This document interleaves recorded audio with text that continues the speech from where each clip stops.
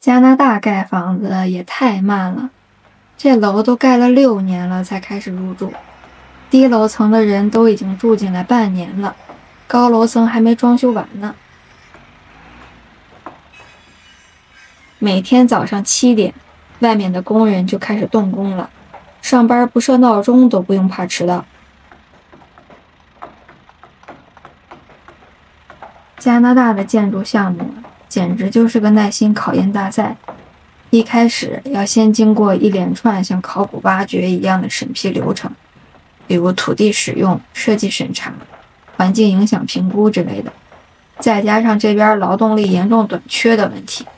你看看这工地上的工人，比我家聚会的客人还少，而且他们只有周一到周五上班，每天就干8个小时。别看他们7点就起来干活了，可人家3点就下班了呀，周末还不用干，那怎么可能快得了？当然了，还有一个客观原因就是加拿大的气候问题，这边可以说一年就2个季节，夏天和冬天。加拿大作为一个枫叶国，秋天啊确实是美得名副其实，就跟油画一样，可惜就是太短了。这边还在感叹啊，秋天来了，好美啊！那边冬天都已经在门口敲门了。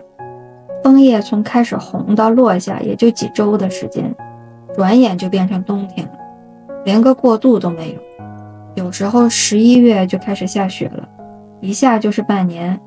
一到冬天，不但天冷、雪多，白天还短。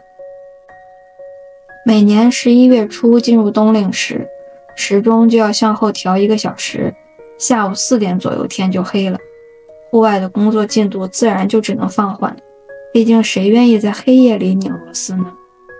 所以一般来说，加拿大的楼花至少都要4年左右才可以交房。开发商在项目全部完成之前，只能拿到预售期间的收益，所以只要大楼的主体结构完成，达到了相关规定的可居住条件的时候，开发商就会要求业主入住了。他们也不傻，知道自己楼盖得慢，当然能早点收钱就尽量早点收啊。所以通常是从低楼层开始入住，完工1层就住1层。这时候的业主只是可以拿到房子的钥匙入住，但是房子的产权还属于开发商那儿。在整栋大楼全部完工之前，业主相当于是在租用开发商。所以呢，在这期间，每个月都要付给开发商入住费，也就相当于是租金。只要是开发商通知业主可以拿钥匙入住了，就算是人不住进去，钱也还是要照付的，而且要一直付到产权交割。你看这开发商多会挣钱吧？所以呢，在多伦多经常能看到一个神奇的现象，那就是外面的施工电梯还没撤，里面就已经开始住人了。当然，只要拿到钥匙开始入住，房子里的家电一定是配备齐全的，就像冰箱、洗碗机、炉灶、烤箱、微波炉、洗衣机这些基本家电都是加拿大楼房的标配。但是大楼里的公共设施完工时间那就不一定了。你看这开派对的房间装修的多好看，还有个电影院、健身房。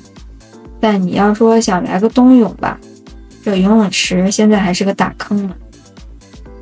这每个月的管理费就像买了张长期电影票，可是电影院还没开业。